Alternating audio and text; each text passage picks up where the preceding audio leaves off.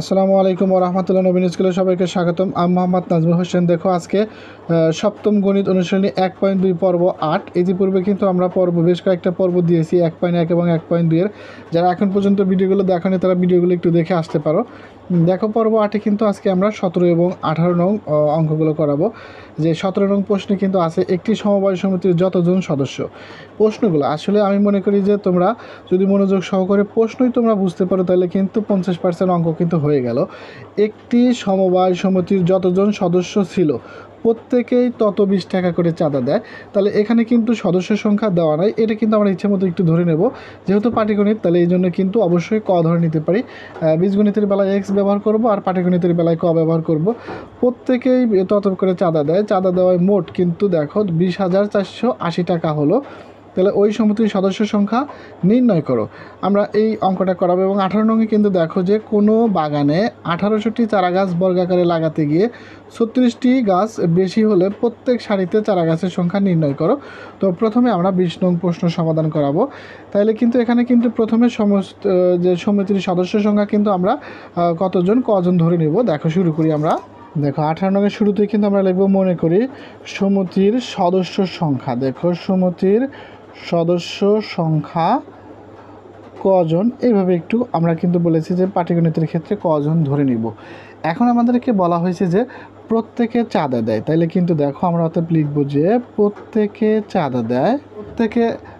প্রত্যেকে কিন্তু চাঁদা দেয় তত 20 টাকা করে, তাইলে কিন্তু আমরা লিখব দেখো প্রত্যেকে চাঁদা দেয় তত 20 টাকা করে, অর্থাৎ যে এখানে কিন্তু আমরা লিখতে পারি 20 গুণন ক সমান কিন্তু 20 ক টাকা সমান কিন্তু আমরা 20 ক টাকা লিখব। এই হলো আমার চাঁদার পরিমাণ। দেখো প্রত্যেকে চাঁদা দেয় কিন্তু 20 ক টাকা, তাইলে কিন্তু আমরা আরেকটা কথা লিখতে পারি যে এখানে মোট চাঁদার পরিমাণ। দেখো এখানে কিন্তু আমরা একটু লিখব যে মোট চাঁদার পরিমাণ। আচ্ছা, তোমার বিদ্যালয়ে যদি 20 জন ছাত্র থাকে, প্রত্যেকের যদি 20 টাকা করে দিলে তাহলে কীভাবে বের করবে? 20 গুণন 20। তাহলে আমরা এই যে চাঁদার পরিমাণ এবং মোট চাঁদার পরিমাণ, যে কতজন সদস্য এবং মোট চাঁদার পরিমাণকে কিন্তু গুণ করলে মোট চাঁদার পরিমাণ পাবো। তাইলে দেখো যে মোট চাঁদার পরিমাণ হচ্ছে যে 20 ক গুণন ক, তাহলে কিন্তু আমরা সরাসরি লিখতে পারি যে এখানে 20 ক স্কোয়ার। এখন দেখো এটাও কিন্তু আমাদের মোট চাঁদার পরিমাণ। আর এইদিকে দেখো প্রশ্নে কিন্তু দেওয়া ছিল যে টোটাল কত 20,480। তাহলে প্রশ্ন মতে কিন্তু এটা লিখতে পারি। লিখলে সমিতির সদস্য সংখ্যা ক এর মান বের করলে কিন্তু আমাদের প্রশ্নের সমাধান হয়ে যাচ্ছে। তাহলে কিন্তু অবশ্যই আমরা একটু লিখব যে প্রশ্ন মতে, দেখো প্রশ্ন মতে শর্ত মতে যেটা লেখা যায় লিখবে যে অবশ্যই 20 ক স্কোয়ার ইজ ইকুয়াল টু 20,480 টাকা। তাইলে প্রথম কাজ আমরা কি করব? অবশ্যই ইমপ্লাইজ দ্যাট অথবা বা ব্যবহার করব। তাহলে দেখো 20 গুণ আকারে আছে, তাহলে এই পাশে এসে কিন্তু অবশ্যই ভাগ আকারে হয়ে যাবে। তাইলে দেখো এখন এটাতে যদি এটাকে কাটাকাটি করি, তোমরা যদি কাটাকাটি করতে চাও তাহলে কিন্তু অবশ্যই যে ক্যালকুলেটর, কারণ এখন কিন্তু ষষ্ঠ শ্রেণী থেকে সব ক্লাসে কিন্তু এখন অনুমতি রয়েছে ক্যালকুলেটরের ব্যবহারের, তাহলে অবশ্যই ক্যালকুলেটর ব্যবহার করবে। দেখো প্রথমে কি লিখবো যে 20,480 লিখবো। 20,480 লিখে 20,480 লিখে আমরা ভাগ দেব হলো 20 দ্বারা। দেখো 20 দিয়ে যদি ভাগ দেই তাহলে আমাদের ফল আসে কত? 1024। তাইলে দেখো যে 20 দিয়ে ভাগ দিলে কিন্তু আমাদের ফলাফল আসে 1024। এখন 1024 আসলে এখন শুধুমাত্র কি করব? আমাদের শুধুমাত্র ক এর পরিমাণ বের করতে হবে, ক এর মান বের করতে হবে। তাইলে উভয় পক্ষে কিন্তু আমরা কি করতে পারি? একটা বর্গমূল করতে পারি। এখানেও বর্গমূল চিহ্ন দিতে পারি অথবা পরবর্তীতে আরেকবার লিখে বর্গ করতে পারি। সুতরাং k is equal to root r square বাদ গেলে তাহলে শুধুমাত্র ক থাকে। তাহলে কিন্তু আমরা দেখো 1024কে সুন্দরভাবে যে ক্যালকুলেটারে শুধুমাত্র এটা তুলে আমরা কি করব? রুটে চাপ দিব। দেখো রুটে চাপ দিলে কিন্তু 32 ফলাফল আসে। তাহলে কিন্তু আমাদের দেখা যাচ্ছে যে এখানে কিন্তু 32 জন, অর্থাৎ এটার উত্তর বের হলো কিন্তু 32 জন। দেখো আমরা একটু আবারও কিন্তু এখানে কিন্তু আমাদের সদস্য সংখ্যায় চাওয়া হয়েছিল যে একটি সমবায় সমিতির যতজন সদস্য ছিল প্রত্যেকেই তত 20 করে চাঁদা পায়। তাহলে যদি সমিতির সদস্য সংখ্যা যদি কজন হয় তাহলে প্রত্যেকে চাঁদা বলতে 20 ক, অর্থাৎ 20 ক। মোট চাঁদার পরিমাণ 20 গুণন ক 20 ক স্কোয়ার। প্রশ্ন মতে 20 ক স্কোয়ার ইজ ইকুয়াল টু 20,480। এটা কিন্তু দেখো যে প্রশ্নে 20,480 মোট চাঁদা দেওয়া ছিল। তাহলে কিন্তু আমরা এখন লিখতে পারি যে স্কোয়ার বাদ দেওয়ার জন্য আমরা প্রথমে 20 গুণ আকারে ছিল, আমরা জানি এক পাশ থেকে অন্য পাশে যে ভাগ হয়, গুণ আকারে ছিল তো 20 ভাগ হলো 1024 হলো। যে 1024 এখানে লিখতেও পারে, না লিখলে একেবারে সরাসরি এখানে লিখলেও হয়।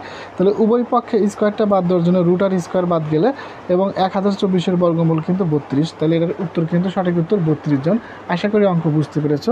এখন আমরা 18 নং প্রশ্ন সমাধান করাবো। তাহলে দেখো পরবর্তীতে এখন আমরা 18 নং প্রশ্ন করাবো। হ্যাঁ, তাহলে এটা কিন্তু আমরা এতক্ষণ কিন্তু 17 নং প্রশ্ন সমাধান করালাম। তাহলে এখন 18 নং প্রশ্ন দেখো। 18 নং প্রশ্ন রয়েছে যে কোনো বাগানে 1800টি চারা গাছের লাগাতে গিয়ে যদি 36টি গাছ অবশিষ্ট থাকে বা বেশি হয়, সেক্ষেত্রে প্রত্যেকটি সারিতে চারা গাছের সংখ্যা নির্ণয় করো। তাহলে কিন্তু যেহেতু 1800 গাছের মধ্যে লাগাতে গিয়ে 36টি বেশি থাকে, এটা কিন্তু আগে বিয়োগ করব। আগে একটু বাংলা লিখতে হবে। দেখো বাংলাটা দেখো, 18 নং শুরুতে একটু বাংলা আমরা লিখে রেখেছি। যেহেতু 1800টি চারা গাছ বর্গাকারে লাগাতে গিয়ে 36টি গাছ বেশি হয়, কাজেই প্রতি সারিতে চারা গাছের সংখ্যা হবে 1800 থেকে 36 বাদ দিলে 1764 এর বর্গমূল, এটাই হবে। তাহলে কিন্তু আমরা প্রথমেই কিন্তু দেখো ভাগ প্রক্রিয়া একটু করব, যে প্রথমে কিন্তু অবশ্যই ক্লিয়ার করে আমরা দেখো 1764 এই সংখ্যাটি একটু ক্লিয়ার করে লিখব। লেখার পরে কিন্তু আমরা কিন্তু ইতিপূর্বে জানি, যারা অসংখ্য ক্লাসগুলো দেখেছি, যে এই চ্যানেলের তোমরা প্লে লিস্ট ক্লাস 7-এ গিয়ে কিন্তু ভিডিওগুলো দেখে আসবে, তাহলে আরও একটু ক্লিয়ার বুঝবে। প্রথমে কিন্তু জোড়ায় নিতে হবে এবং একটা ভাগ প্রক্রিয়ার চিহ্ন দিতে হবে। তাহলে দেখো প্রথমে 17-এর মধ্যে কোন সংখ্যাটি যাবে, তাহলে আমরা কিন্তু জানি যে জোড়ায় কিন্তু দিতে হয়। 3 3 9 কিন্তু অনেক ছোট হয়ে যায়। 4 4 16 এবং এটাই কিন্তু যাবে। দেখো 5 5 25 বেশি হয়ে যায়, তাহলে অবশ্যই 4 4 16, এখানে একটা 4 এবং এখানে একটা 4 4 16 বসাবো। এরপরে দেখো বিয়োগ করলে 17 থেকে 16 বাদ দিলে কিন্তু 1 থাকে। এরপর কিন্তু নিয়মটা কিন্তু এক জোড়া কেটে আসা, তাহলে কিন্তু এক জোড়া কেটে নিয়ে আসলাম 64। এখন কি করব, যে এই যে 4-এর ডবলটা এখানে লিখতে হবে এবং সেটা কিন্তু দ্বিগুণ আকারে, 4-এর ডবল কিন্তু 8 লিখলাম। এখন দেখো এখানে 8 রয়েছে, এখানে আর কত বসাইলে এই 164-র মধ্যে যাবে। এখানে দেখো আগে থেকে 8 আছে, আমার মনে হয় 2 দিলেই হয়। দেখো 2 দুগুণা 4, একেবারে কিন্তু ছোট্ট হিসাব, 8 দুগুণা 16। তাহলে এখানে একটা 2 এবং এখানে একটা 2 বসাইলে 164 ভাগফল 0, অর্থাৎ 0 হইলে তখন কিন্তু এটি পূর্ণবর্গ সংখ্যা। অর্থাৎ এখানে প্রত্যেক সারিতে তাহলে সদস্যের সংখ্যা কত হবে, অবশ্যই কিন্তু 42 জন হবে। তাহলে আমরা প্রত্যেক সারিতে চারা গাছের সংখ্যা, উত্তরটা একটু এইভাবে তোমরা একটু লিখে দেবে, যে প্রত্যেক সারিতে চারা গাছের সংখ্যা